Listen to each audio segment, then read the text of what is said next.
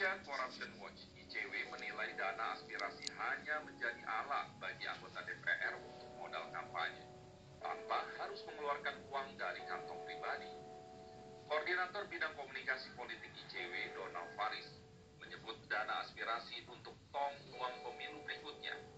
Dana aspirasi hanya untuk kepentingan partai politik, bukan kepentingan rakyat. Donald Faris berpendapat dana aspirasi dimungkinkan menjadi korupsi masif.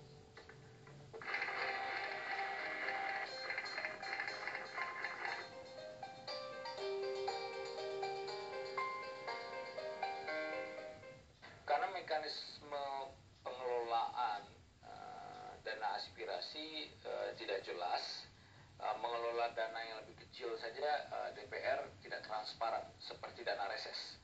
Tidak jelas mekanisme pertanggungjawaban kepada publik bagaimana pertanggungjawaban dana reses masing-masing anggota DPR. Apalagi kemudian ada blok grant sebesar 20 miliar untuk setiap anggota DPR RI, tentu ini potensial untuk disalahgunakan. Apalagi kita merefleksikan berbagai macam kasus-kasus korupsi yang ditangani oleh penegak hukum, kasus Nazarudin, Angelina Sondak, Wade Nur Hayati. Kasus-kasus itu punya dimensi menggiring anggaran, kemudian untuk disetujui sehingga menjadi proyek. Sangat mungkin praktek yang sama diterapkan di dana aspirasi karena mekanismenya tidak jelas dan mereka punya akses langsung kepada budget lebih kurang 20 miliar tersebut untuk setiap anggota DPR RI.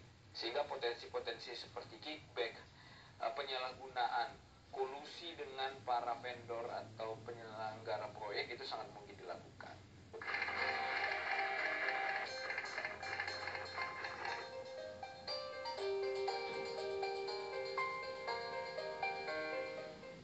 Secara nyata ini tentu bertentangan dengan dua hal. Yang pertama, bertentangan dengan putusan MK nomor 35 tahun 2013 yang membatasi kewenangan DPR tidak lagi membahas anggaran sampai dengan satuan 3. Pembahasan sampai dengan satuan 3 itu meliputi pembahasan detail jenis kegiatan dan belanja. Nah, ketika dana aspirasi, misalkan saja untuk sanitasi, untuk MCK dan seterusnya, itu adalah pembahasan sampai dengan satuan 3. Itu yang pertama. Kemudian yang kedua, secara langsung DPR menjadi melakukan peran-peran eksekutif karena menjalankan tidak hanya soal budget policy, kebijakan anggaran, tetapi juga implementer di lapangan.